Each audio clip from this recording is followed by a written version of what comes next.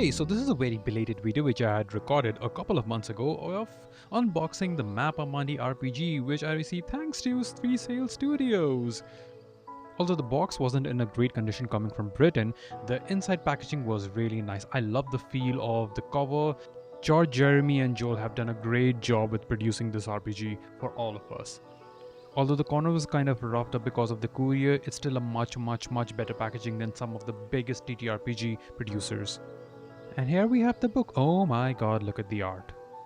We have the world map painted conveniently inside the box, describing all of the continents, illustrated beautifully by Joel Kilpatrick. I mean, look at it. I could use it as a narrative screen, kind of. Let's get at the book. Tilt it over and... yep, I got it.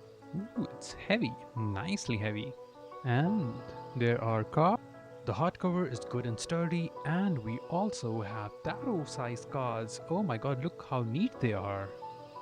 The cards are a huge part of the game as they make up the story, from the place to the monsters, as well as opportunities that the players can find. And they can be placed rightwise or inverted depending upon the clues that you uncover. If the card is placed rightwise, then it's going to be a much easier journey, but if it's going to be inverted, a more darker or a more disruptive imagery, then it's going to be much more difficult. And there are so many cards.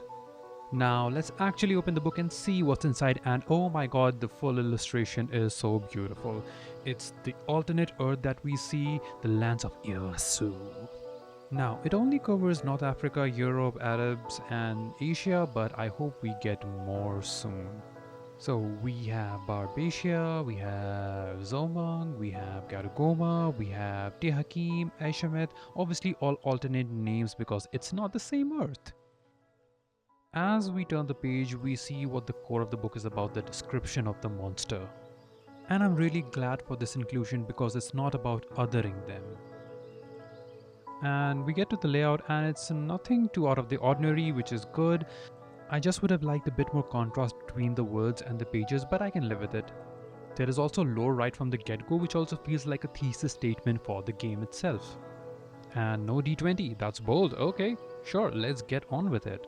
There are 4 character classes or licenses, one of which is my favorite, the Archivist, because oh my god, I get to play as a librarian, as a cartographer, and we get to see what they become as they level up through their specializations and endorsements. You have a skill tree to chart your growth. Similar layout for all of the licenses, nothing too crazy, doesn't need to be anything crazy at all. And now we get to the core rules, which I must commend has been written very well. You have key principles of the game explained in detail, as well as the USP of this game, a mechanic called shaping, in which players get to world build with the GM. There are also 3 phases to the game: the research phase, the journey phase and the encounter phase, which is more for the GM but good to know for the players. Now, coming to my favorite part, the regional guides, the largest chunk of the book. So as an example, we start off with Barbatia, which is supposed to be kind of the Western Central Europe equivalent, but I'm so mesmerized by the art, god damn. And then we get to the geography, the culture, and some tales of interest as well, which are kind of like one-shots or even campaign ideas, which you can use as thought starters. And then we see the full map of Barbatia, which is specifically not very detailed because it leaves a lot to interpretation, and we see the monsters in full detail. One thing I can really appreciate about MAPPA MUNDI is that it's just one book and an incredible community license, which I will talk about near the end of the video.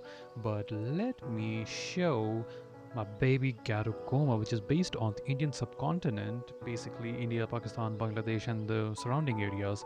And oh my god, the land of myriad spirits, Yaksha, Mandalas and the Goddess Empire.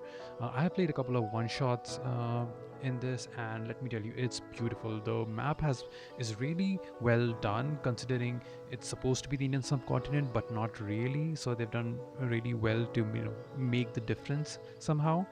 I know Bashir was consulted on this, and I appreciate the work that has gone into making this place feel really well diverse.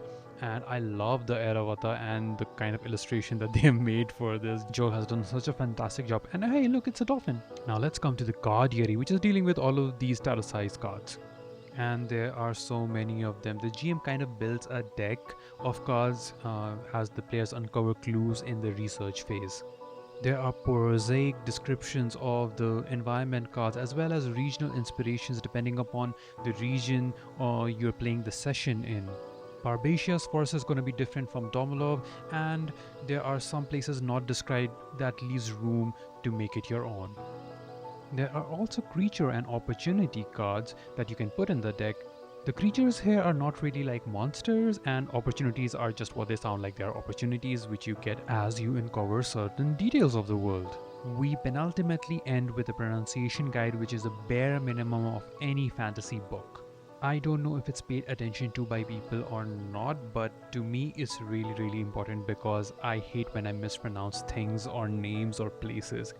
Lastly, you can find all the resources for the game if you're interested in it at mappamundyrpg.com, as well as the great community license that they have put up, which allows you to create things on your own and sell Mappa Mundi content by yourself. And yeah, it's absolutely amazing the kind of license they have created for third-party content, and I hope we see a lot more of that. You also get to keep 100% of the proceeds. Who does that? I mean, a lot of people do that, but I like that they put into words. So all in all, Mappa Mundi, yeah, you're all right. Before I close up, I got to talk about Gallows Corner, a Peasants Revolt RPG by 3CL Studios. I am endorsing them because I really like the concept behind it. I cannot wait to talk more about this as and when they release details of it. Currently, a quick start and an adventure is available, and you can find all details at 3CL Studios website. Just Google Gallows Corner or 3CL Studios and you will find them.